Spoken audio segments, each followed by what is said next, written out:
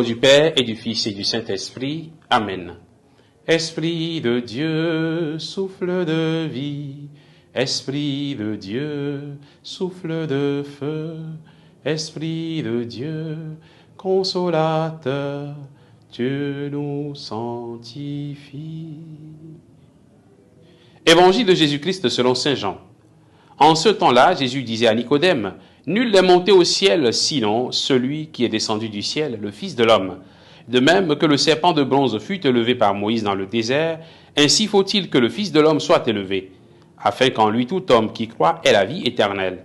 Car Dieu a tellement aimé le monde qu'il a donné son Fils unique, afin que quiconque croit en lui ne se perde pas, mais obtienne la vie éternelle.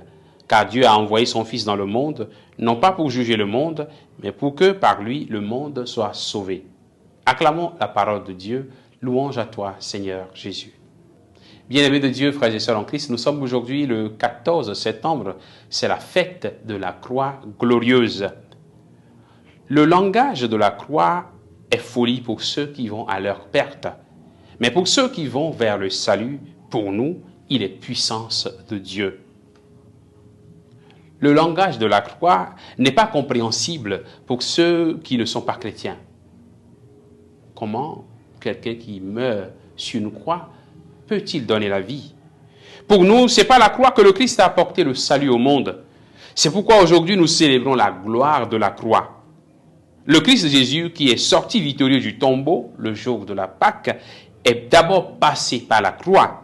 C'est pas sa croix qu'il est devenu Seigneur des vivants et des morts. C'est pas la croix qu'il est entré dans la mort pour qu'ensuite relever, pour ensuite venir donc à la vie glorieuse. Le Christ a apporté le salut au monde en mourant sur la croix et en ressuscitant d'entre les morts. La croix est a priori un objet d'humiliation et de malédiction, mais le Christ Jésus l'a transformé en étendard de gloire. Mais si Jésus est ressuscité d'entre les morts, c'est qu'il est d'abord passé sur la croix.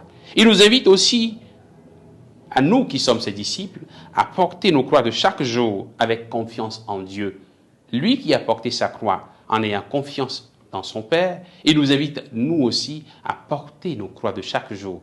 Les difficultés que nous avons, nos échecs, nos manquements, tout cela constitue des croix que nous sommes appelés à porter devant le Seigneur. Demandons-lui la grâce de les porter dignement, de les porter avec courage, de les porter avec confiance en lui qui nous a devancés. Que sa grâce nous accompagne en ce jour de fête, au nom du Père et du Fils et du Saint-Esprit. Amen.